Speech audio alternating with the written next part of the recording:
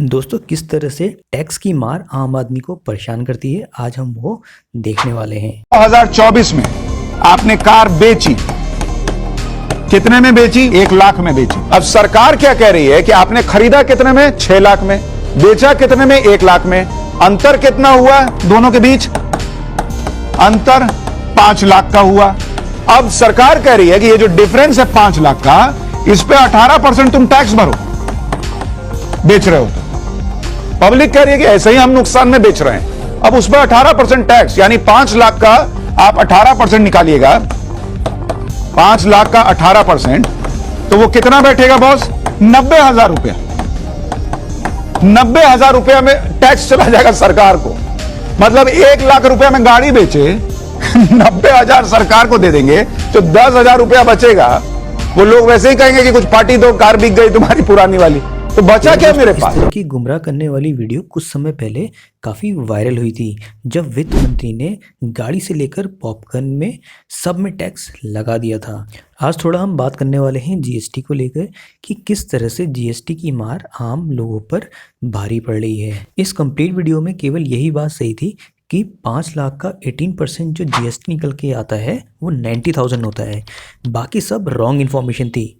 दोस्तों, जब भी कोई नई गाड़ी परचेस करता है उसमें सबसे पहले तो 28% जीएसटी लगता है, जिसमें सीजीएसटी और एसजीएसटी दोनों ही इन्वॉल्व होते हैं, दोनों ही 14% रहते हैं।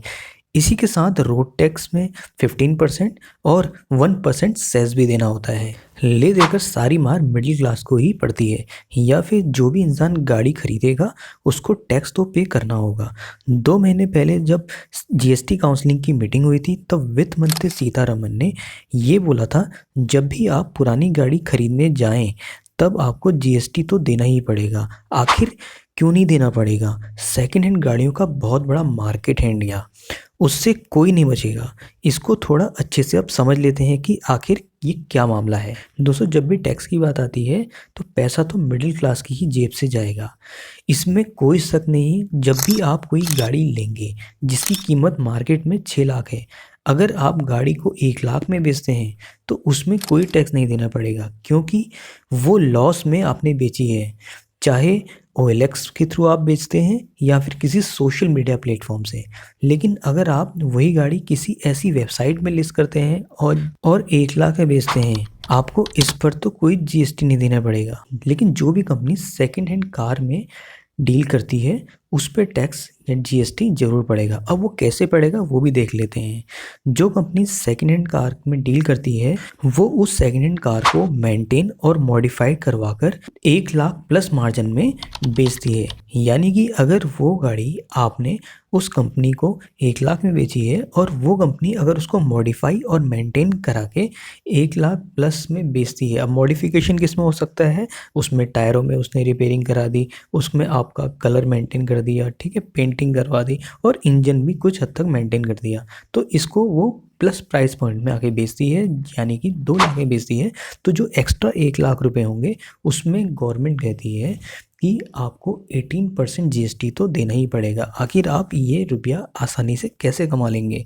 तो जो 18% जो जीएसटी होता है ये कंपनी खुद तो पे नहीं करती है, लेकिन जो इंसान उसको खरीदेगा, यानी कि जो गाड़ी आप लोगों को 2 लाख में पड़ने वाली थी, अब वो 2,18,000 में पड़ेगी। इनडायरेक्टली जीएसटी की मार ना ही कंपनी में पड़ने वाली है और ना ही जो सेकंड हैंड बेच रहा है, ये पड़ेगी जो उस गाड़ी को खरीदेगा।